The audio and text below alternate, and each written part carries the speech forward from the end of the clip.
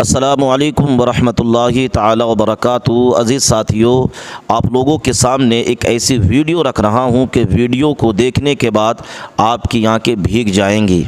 दोस्तों, हम अपनी औलाद के लिए क्या कुछ नहीं किया करते हैं। यहाँ तक कि माँ बाप अपनी औलाद की तरक्की और उनकी कामयाबी के लिए अपना खून पसीना बहा देते हैं, अपनी औलाद के लिए अपना मुकम्मल ज़ोर लगा देते हैं।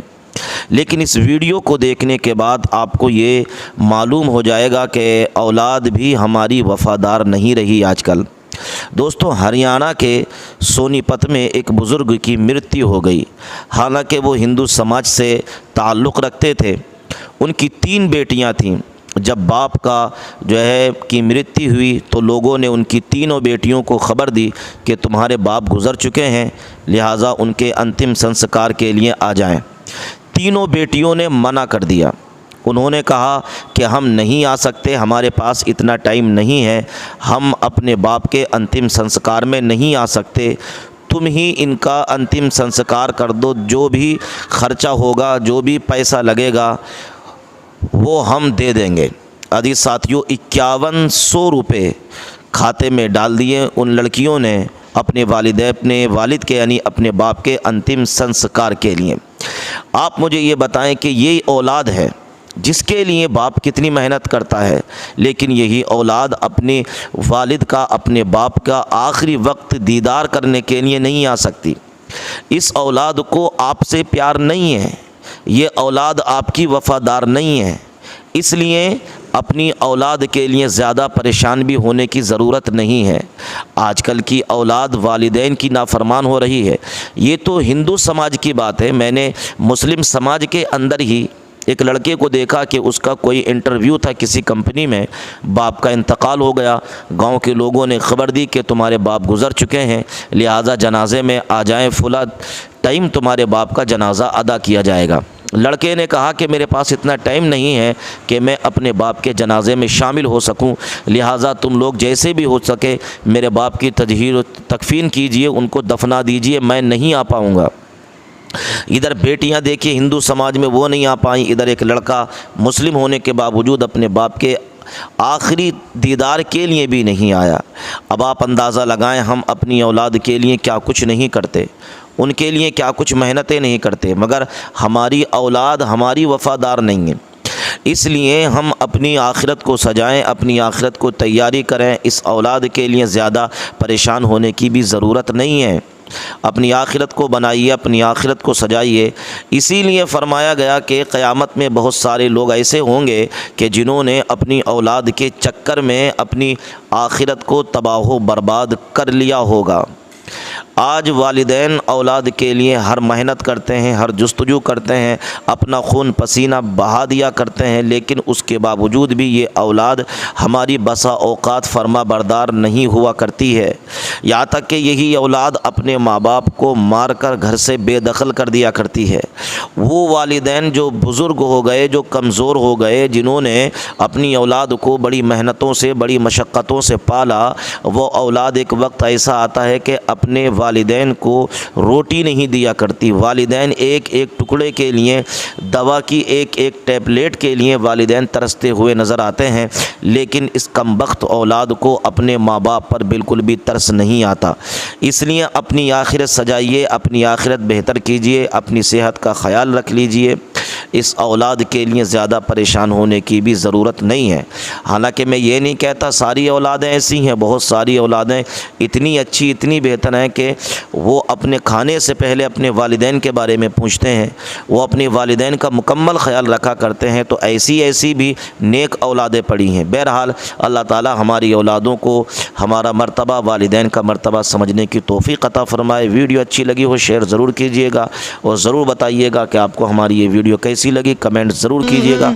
आइए सुनते हैं एक छोटी सी वीडियो। अब तो घर में आ जाओ, माँ की तुम बहू बनकर, अब तो घर में आ जाओ। अच्छा, उससे पहले एक ज़रा सा सवाल मैं कर लूँ, आप कितने भाई बहन हैं? हम 4 भाई और 6 बहनें। 4 भाई 6 बहनें। तो आप सबसे बड़े हैं? मैं दूसरे नंबर पर। आप दूसरे नंबर पे हैं। अच्छा, तो अब ज़ाहिर है कि आपकी उम्र भी है शादी की, बल्कि मैं समझता हूँ कि ये जो जिम्मेदारियाँ हैं, मुकम्मल वीडियो आप लोग जिम्मेदारियों की देखना, वजह बहुत से अच्छी थोड़ा सा वीडियो। डिले भी हो गया है। तो पूरे मुल्क में पहले लोगों को सलमान खान की शादी की फ़िक्र थी, अब ख़त्म हो गई। फिर लोगों को राहुल जी की शादी की फ़िक्र लगी कि राहुल जी शादी क्यों नहीं कर रहे, राहुल जी शादी कब करेंगे।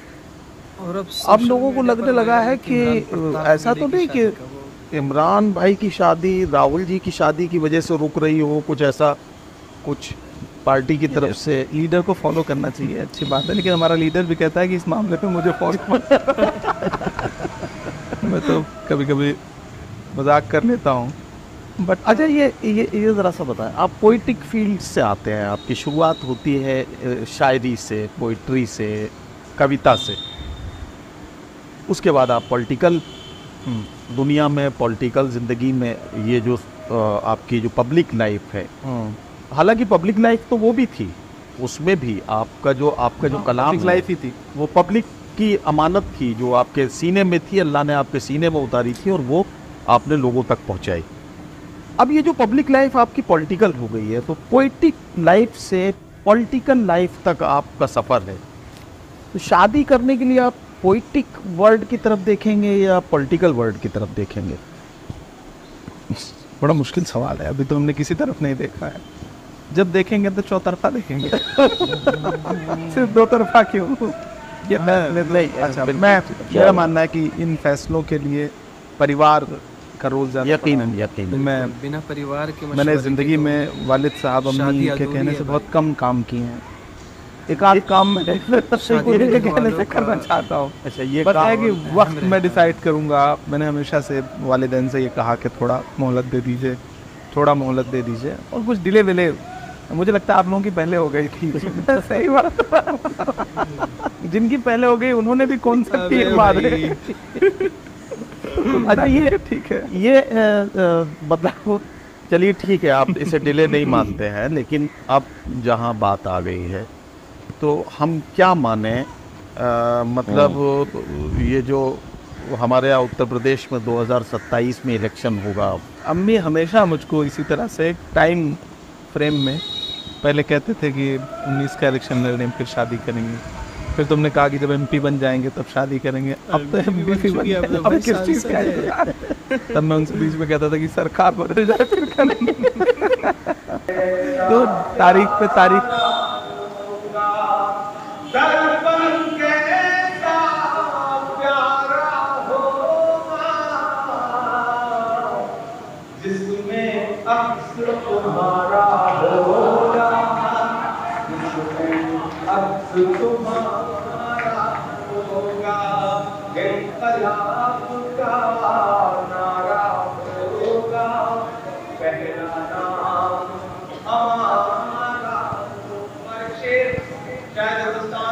गौर से सुनिएगा, एक एक वीडियो बड़ी मेहनत से आप तक पहुंचती है। एक अकेला क्या कर लेता, एक अकेला क्या कर लेता, एक अकेला क्या कर लेता, एक अकेला क्या कर लेता, एक अकेला क्या कर लेता, भीड़